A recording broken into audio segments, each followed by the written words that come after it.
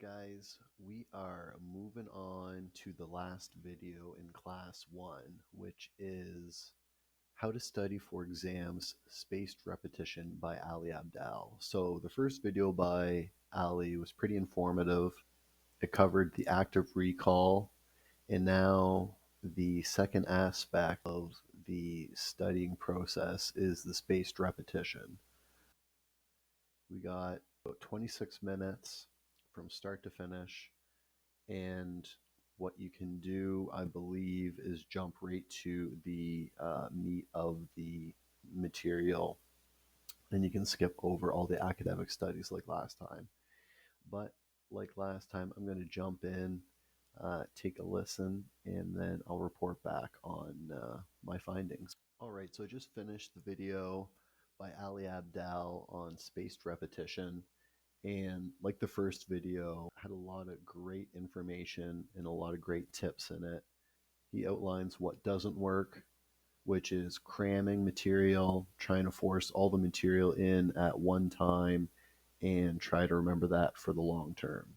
What does work is spaced repetition, where you practice briefly the recall of information over several days, weeks, months, and then that allows you to build long-term lasting connections so it stays much longer.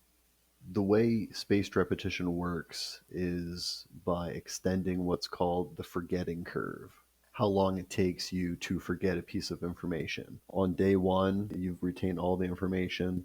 Day 2, you retain most of the information. Day 3, you retain some of the information. Day 4, you retain a little bit of the information. Day 5, you retain a bit of the information.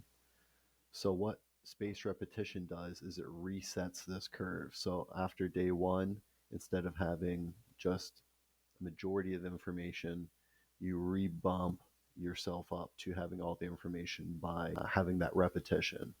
And then on the second or third day, you re-bump that up again.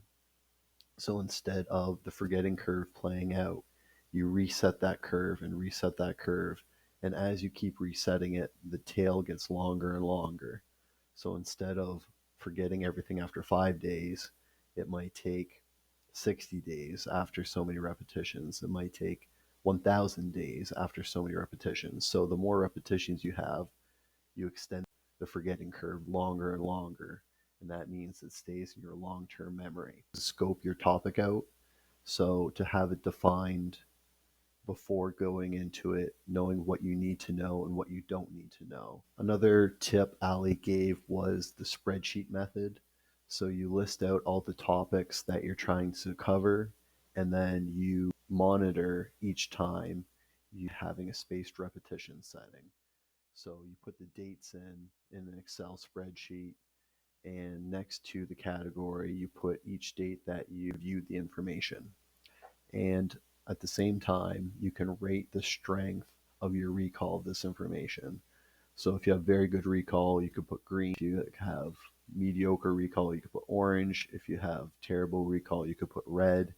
And basically, you're creating a graph that kind of reinforces not only your commitment to revisiting the information, and at the same time, it solidifies in your own mind all of the reviews that you've gone through. And it builds that confidence that you do know this information. So I think it makes a lot of sense putting this video in class 1, getting yourself oriented into how to proceed into the depths of all the information that you're going to be taking in. Even from the time I started this boot camp, this video has changed the way I study, and I started the traditional way of just taking notes. And now I can see that using the Cornell note-taking method would be much more efficient than simply summarizing notes. So even from the time I started this course to now, this video, the 2 videos by Ali Abdal, has really changed the way I look at studying and even changed my study practices. So if you haven't watched the video, I highly recommend it. And now we're moving on to class number 2.